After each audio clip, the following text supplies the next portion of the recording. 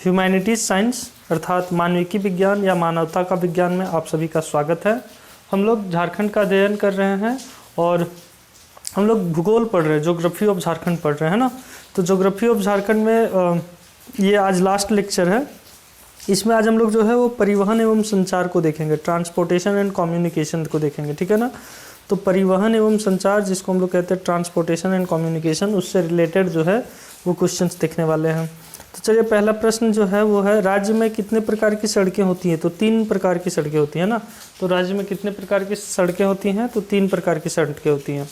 झारखंड राज्य राजमार्ग प्राधिकरण का गठन कब हुआ था? तो झारखंड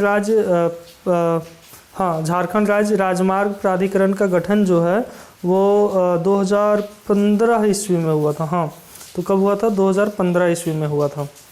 झारखंड राज्य राजमार्ग नियमावली को कब स्वीकृति प्रदान की गई थी? ठीक है, तो इसको जो है वो 2010 ईस्वी में स्वीकृति प्रदान की गई थी। झारखंड राज्य राजमार्ग नियमावली को जो है वो 2010 ईस्वी में स्वीकृति प्रदान की गई थी। झारखंड में राष्ट्रीय राजमार्ग की कुल लंबाई कितनी है? तो झारखंड में राष्ट्रीय राजमार्ग की जो कुल लंबाई है वो है 3366 किलोमीटर। कितना है? 3366 किलोमीटर जो है वो झारखंड में राष्ट्रीय राजमार्ग की लंबाई है। राष्ट्रीय राजमार्ग मतलब होता है नेशनल हाईवे, है ना। तो नेशनल हाईवे की लंबाई कितनी है? तो 3366 किलोमीटर है। झारखंड में राष्ट्रीय राजमार्गों की कुल संख्या कितनी है? मतलब यहाँ से कितने नेशनल हाईवेज जो है वो गुजरे हुए हैं? तो इसका उत्तर होगा 30, है ना। तो 30 है जो राष्ट्रीय राजमार्ग जो झारखंड से गुजरे हुए हैं। झारखंड का सबसे लंबा राष्ट्रीय राजमार्ग कौन सा है? तो उसकी संख्या बतानी है ना। तो इसका जो उत्तर हो जाएगा वो हो जाएगा 114 ए। तो NH 114 ए, 114 ए। तो झारखंड का सबसे लंबा राष्ट्रीय राजमार्ग कौन सा है? तो 114 ये है। झारखंड का सबसे छोटा राष्ट्रीय राजमार्ग कौन सा है? तो हम लोगों को बताना है कि सबसे छोटा राष्ट्रीय राजमार्ग कौन सा है। तो ये है 143H। कौन है? 143H है जो झारखंड का सबसे छोटा राष्ट्रीय राजमार्ग है। लेकिन सबसे लंबा राजमार्ग जो है वो है 114 ये। झारखंड में रेलवे का प्रारंभ कब हुआ था? तो प्रश्न है कि झारखंड में रेलवे का प्रारंभ कब हुआ था? तो झारखंड में रेलवे का प्रारंभ जो है वो 1871 ईस्वी को हुआ था। कब हुआ था? तो 1871 ईस्वी को जो है वो झारखंड में रेलवे का प्रारंभ हुआ था। नेक्स्ट क्वेश्चन है कि किस ईस्वी में पुरुलिया रांची रेल मार्ग की शुरुआत हुई थी? तो पुरुलिया रांची रेल मार्ग की शुरुआत जो है 1907 ईस्वी में हुई थी। कब हुई थी? तो 1907 ईस्वी को हुई थी। 1911 ईस्वी में रांची और किस जिला के रेल मार्ग का निर्माण हुआ था? तो 1911 की जब बात करें तो इसका उत्तर हो जाएगा लोहरदग्गा, ठीक है ना। तो रांची से लोहरदग्गा रेल मार्ग का निर्माण जो है 1911 ईस्वी में हुआ था। रांची से लोहरदग्गा जो रेल मार्ग का निर्माण है कब हुआ था? तो 1911 ईस्वी को हुआ था। पूर्व मध्य रेलवे का गठन कब हुआ था? तो पूर्व मध्य रेलवे का गठन जो है वो 1996 ईस्वी को हुआ था। तो कब हुआ था? तो इस जो है वो 1996 ईस्वी को हुआ था। धनबाद रेलवे डिवीज़न किस जोन में स्थित है? तो धनबाद रेलवे डिवीज़न जो है वो किस जोन में स्थित है? तो धनबाद रेलवे डिवीज़न जो है वो पूर्व मध्य रेलवे जोन में स्थित है। पूर्व मध्य रेलवे, है ना, इसी जोन में जो है वो धनबाद रेलवे डिवीज़न स्थित है। धनबाद रेलवे डिवीज़न का गठन कब हुआ था? तो प्रश्न है कि धनबाद रेलवे डिवीज़न का गठन कब हुआ था? तो 1951 ईस्वी में जो है वो धनबाद रेलवे डिवीज़न का गठन हुआ था। तो धनबाद रेलवे डिवीज़न का गठन कब हुआ था? तो 1951 ईस्वी को हुआ था। चक्रधरपुर रेलवे डिवीज़न की स्थापना कब हुई थी?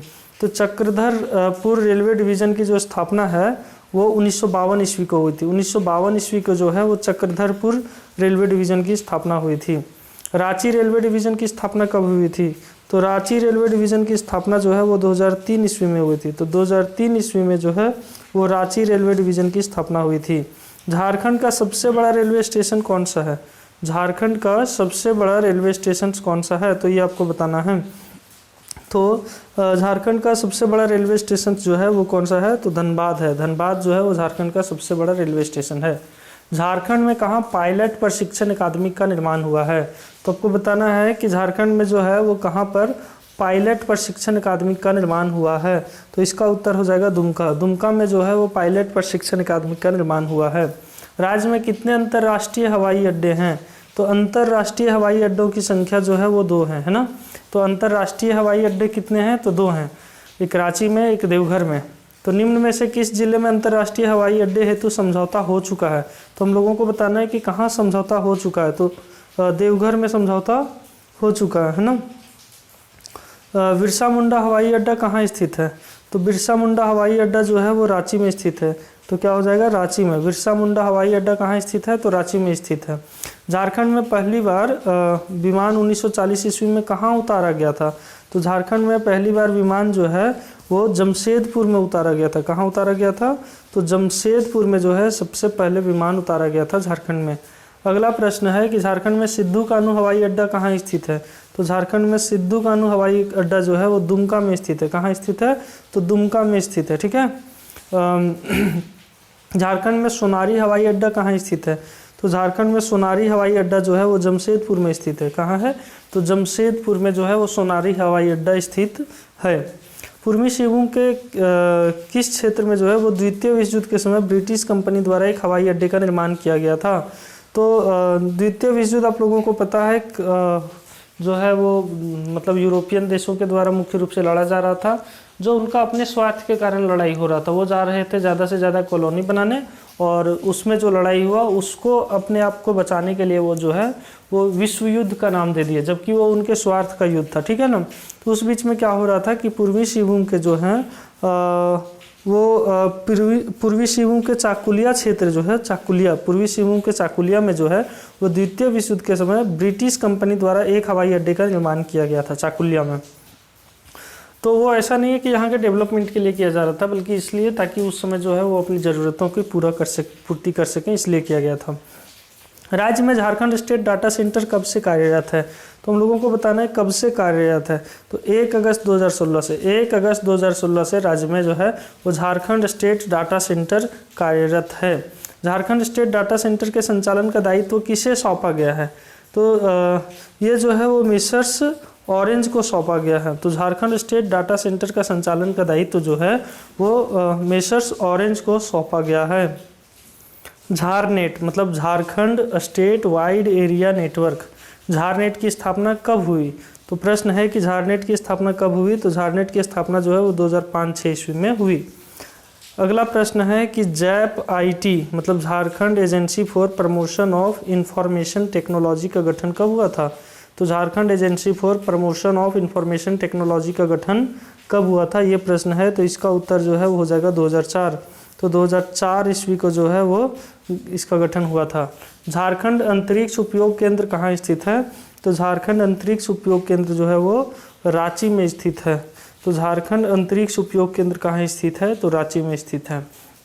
तो हम लोग जो है वो परिवहन एवं संचार से मतलब ट्रांसपोर्टेशन एंड कम्युनिकेशन से रिलेटेड क्वेश्चन देख लिए। ये बहुत ही छोटा क्लास था, तो ये ज्योग्राफी का लास्ट क्लास था, लास्ट लेक्चर बचा हुआ था।